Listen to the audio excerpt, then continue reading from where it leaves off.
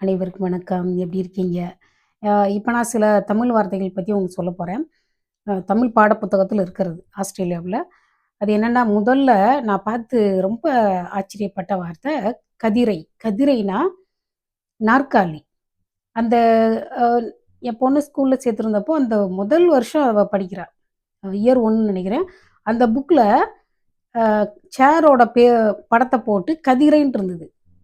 அப்போ எப்படி கதிரைன்னு மட்டும் போட்டிருக்கு? அந்த வார்த்தையே இதுக்கு முன்னாடி எனக்கு தெரியாது.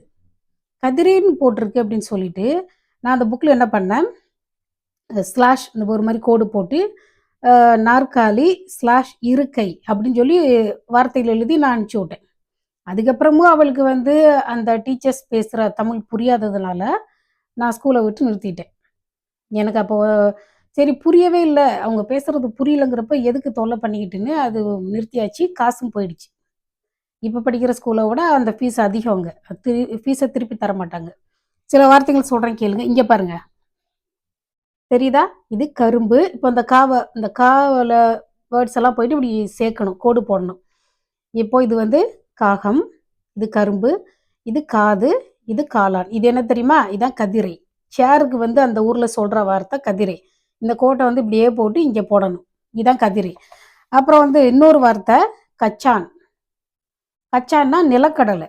இப்ப நான் என்ன கேட்கிறேன், இந்த இந்த படம் போட்டிருக்காங்கல்ல, இந்த மாரி படம் போட்டிருக்காங்க இல்லையா? இந்த மாரி சில படங்கள் போட்டிருப்பாங்க. இந்த படத்த போட்டுட்டு, அது பக்கத்துல அந்த கச்சான், கதிரை இது ஸ்லாஷ் போட்டு, நம்ம இந்தியாவுல பேசுற அந்த வார்த்தைகள அவங்க போடவே மாட்டாங்க. ஒண்ணே ஒண்ணு தான். கதிரைன்னு போட்டிருப்பாங்க. நிலக்கடலை இந்த நம்ம சாப்பிடுற பருப்பு இருக்கு இல்லையா? நிலக்கடலை அது.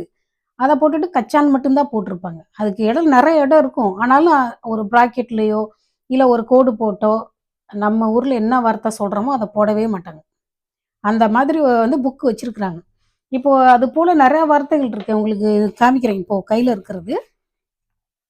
இந்த கதை உங்களுக்கு தெரியும்ல. அந்த கரடி நண்பனும் காட்டுக்குள்ள நடந்து போறப்போ, ஒருத்தன் மரத்துல ஏறிக்குவான். அவன் கீழ படுத்திருப்பான். அவனுக்கு மரம் ஏற தெரியாது. அப்ப பாருங்க அந்த வார்த்தைய. அவனை மணந்து பார்த்தது. தெரியுதா? இப்போ நம்ம ஊர்ல இந்த வார்த்தை என்ன சொல்லுவோம்? முகர்ந்து பார்த்ததுன்னு சொல்லுவோம். நம்ம பேச்சு வாக்குல மோந்து பார்க்கறது. மோந்து பாருன்னு சொல்லுவோம். முகர்ந்து பார்த்தது. இப்போ மணந்து பார்த்ததுன்னா, அ அந்த பெண் அவனை மணந்து கொண்டாள். அந்த அர்த்தத்துல தான் நம்ம இந்த வார்த்தைய பார்ப்போம். சரியா? மணந்து. இப்ப பாருங்க மணந்து பார்த்ததுன்னு இருக்கு. புதுசு புதுசா இருக்கு நமக்கு. அப்புறம் வந்து ஒரு பாடத்துல இதே புக்ல தான் அந்த பேஜ் என்ன எடுக்கிறேன்.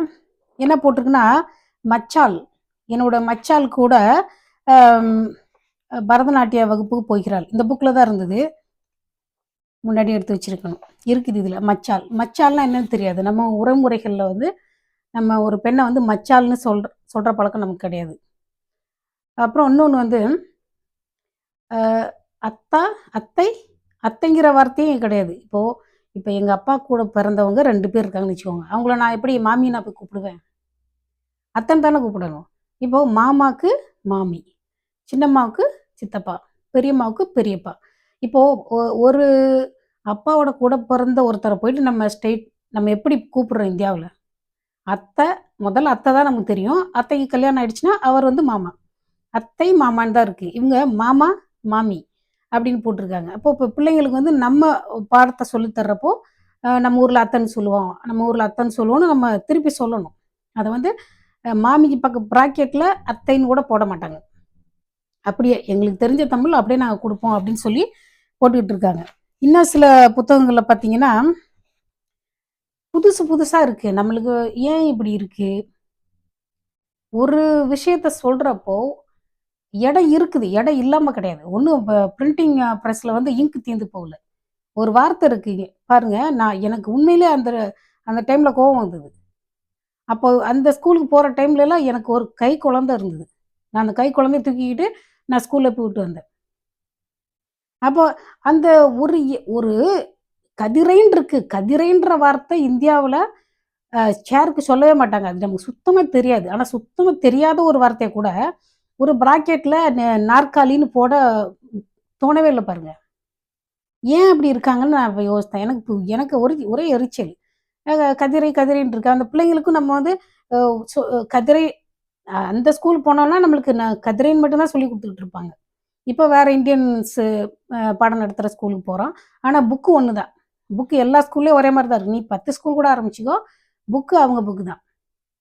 ஏன் அவங்க தயார் பண்ணுறாங்கன்னு நான் சொல்கிறேன்னா, அதில் இருக்கிற வார்த்தைகளை வச்சு தான் சொல்கிறேன். அவங்க தான் தயார் பண்ணுறாங்க.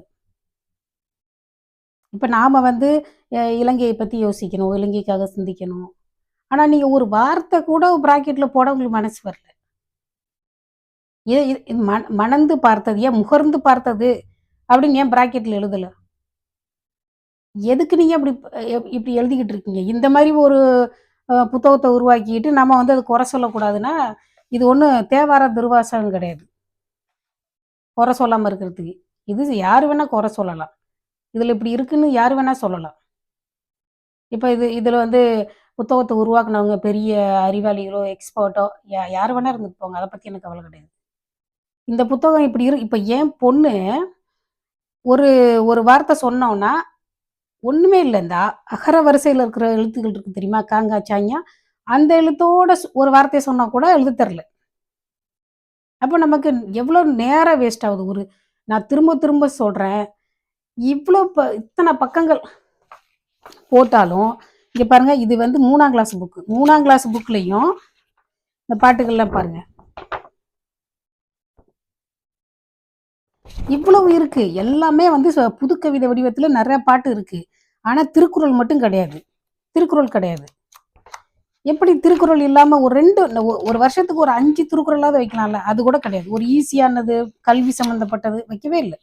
இப்ப நான் உங்களுக்கு ஒரு கதை சொல்றேன். இங்க பாத்தீங்களா? இதுல என்ன இருக்கு? இந்த கதையை பாருங்க. கரடி. என்னது? கரடி சொன்ன ரகசியம். அதுல என்ன போட்டிருக்கு? மாறனும் சேந்தனும் நல்ல நண்பர்கள். இதுல என்ன இருக்குன்னு பாருங்க. மரத்தில் மாறன் மரத்தில் ஏறி அமர்ந்து கொண்டான். யோசித்தான், வந்தான், போனான் இருக்குதா? இங்க பாருங்க. இன்னொரு கதை. ஏன்னா அவர் வந்து ரொம்ப இன்னொரு கதையை சொல்றேன் கேளுங்க. இப்போ ஒரு கவிதை காமிச்சேன். இருங்க பொறுமையா இருங்க.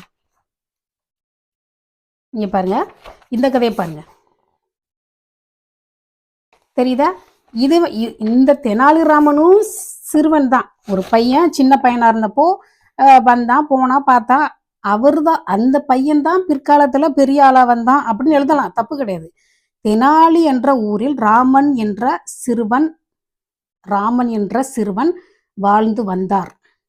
அவர் ஒரு ஏழை. ஒரு நாள் அந்த ஊருக்கு முனிவர் ஒருவர் வந்தார். அவர் ராமனுக்கு ஒரு மந்திரத்தை சொல்லி கொடுத்தார். இங்க பாருங்க. இதை பக்தியுடன் சொல், காளி தேவி நீ கேட்டதை தருவாள் என்றார்.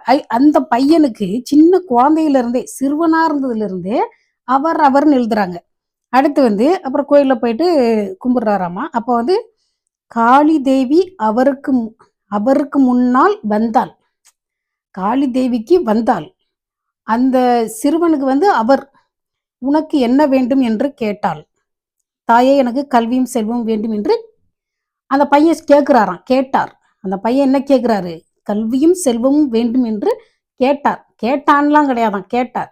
அப்போ இந்த மரத்துல ஏறின அந்த இந்த கரடி கதையில இருக்கிற இந்த பசங்களுக்கு வந்து அவன் இவன் ஓகே. இந்த இந்த கதையில வர்ற யாரு? தெனாலிராமனுக்கு வந்து அவர்.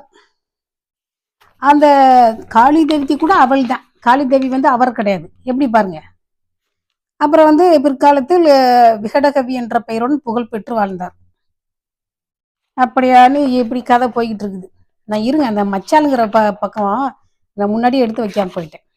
மச்சால்னா என்ன அர்த்தம் சொல்லுங்க? மச்சால். என்னுடைய மச்சால் கூட பரதநாட்டியம் கற்கிறாள் அப்படின்னு ஒரு பையன் சொல்றதா இருக்குது. இருங்க நான் கண்டுபிடிச்சு சொல்றேன். எதுக்கு எனக்கு தெரியாது. மச்சால்னா யாருன்னு தெரியாது. உண்மையிலே எனக்கு தெரியாது. நான் பொய்யே சொல்ல விரும்பல. எனக்கு மச்சால்னா யாருன்னு தெரியாது.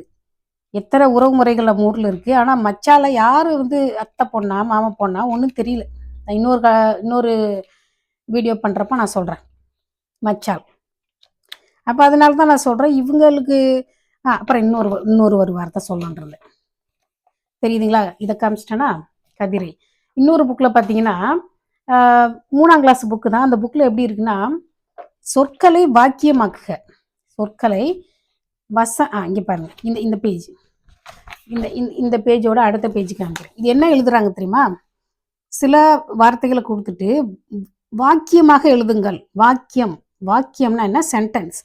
பொருத்தமான முடிக்கும் சொல்லை தெரிவு செய்து வசனத்தை முடியுங்கள். வசனம் வசனம்னே இருக்கு இந்த புக்கு ஃபுல்லா. வசனம்னா டயலாக். பேசுறது தானே டயலாக். பேசுறது தானே வசனம். பேசுறது தான் வசனம். இது வந்து வாக்கியம். ஒரு சென்டென்ஸை எழுதுங்க அப்படின்னு சொல்றது பதிலா இந்த பாடம் இந்த புக்கு முழுக்க 3ஆம் கிளாஸ் புக்கு முழுக்க பார்த்தீங்கன்னா வசனம் வசனம்னே இருக்குது. அது எக்ஸாம் பேப்பர்ல கூட நான் பார்த்தேன். என்னது வசனம் இருக்குதுன்னு பார்த்தா புக்லையும் அப்படிதான் இருக்குது. காமிக்கிறீங்க. வசனம். வசனத்தை எழுதுங்கள். வசனத்தை எழுதுங்கள். இருங்க, வீடியோ ஆன் பண்ணிட்டு பார்த்தோம்னா அவசரத்துக்கு தெரிய மாட்டேங்குது. இங்கே பாருங்க, நிறைய இருக்கு. இப்போ காமிக்கிறேன் பக்கத்தில். இங்கே தெரியுதுங்களா? இது என்ன இருக்கு? வசனங்கள். அதாவது வசனம்னு எழுதக்கூடாது, வாக்கியங்கள். நம்ம ஊர் கணக்கு படி பார்த்தோம்னா வசனம்னா பேசுறது, டயலாக். வாக்கியம்னா சென்டென்ஸு. ஒரு 4 வார்த்தையை கொடுத்து அதை சென்டென்ஸாக எழுதுங்க அப்படின்னு சொல்லி சொன்னா அப்புறம் வந்து வசனமா எழுதுங்க, வசனமா எழுதுங்கன்றாங்க. இது என்ன இப்போ ஒண்ணுமே புரிய மாட்டேங்குது. அதனால தான் நான் சொல்றேன், இது ரொம்ப வித்தியாசமா இருக்குது புக்கு. இங்க பாருங்க, சொல்றேன். இங்க பாருங்க, இந்த பேஜ் தெரியுதா? என்ன தெரியுது உங்களுக்கு? இருங்க, நான் காமிக்கிறேன். எங்க இருக்கு? சில வசனங்கள் எழுதுங்கள். சில வசனங்கள் எழுதுங்கள். வசனம்னா என்ன? இந்த வார்த்தைகளை எல்லாம் வச்சு இங்க எழுத சொல்றாங்க. வசனம் அப்படின்னு எழுதக்கூடாது, வாக்கியம்னு எழுதணும். வாக்கியம். ஒரு சென்டென்ஸை வந்து நம்ம வசனம்னா சொல்லுவோம் இந்தியாவில்? இருக்கு இப்படி. அடுத்த வருஷம் அதாவது இந்த எனக்கு தெரிஞ்சு கிண்டி ப்ரீ பிரைமரி 1ஆம் கிளாஸ் 2ஆம் கிளாஸ் 3 4 5 வரைக்குமே திருக்குறள் கிடையாது. நான் இருக்கிற ஸ்கூல் வந்து வள்ளுவன் தமிழ் பள்ளி. உங்களுக்கு அந்த ஸ்டிக்கர் வேணுமா? வள்ளுவன் தமிழ் பள்ளி.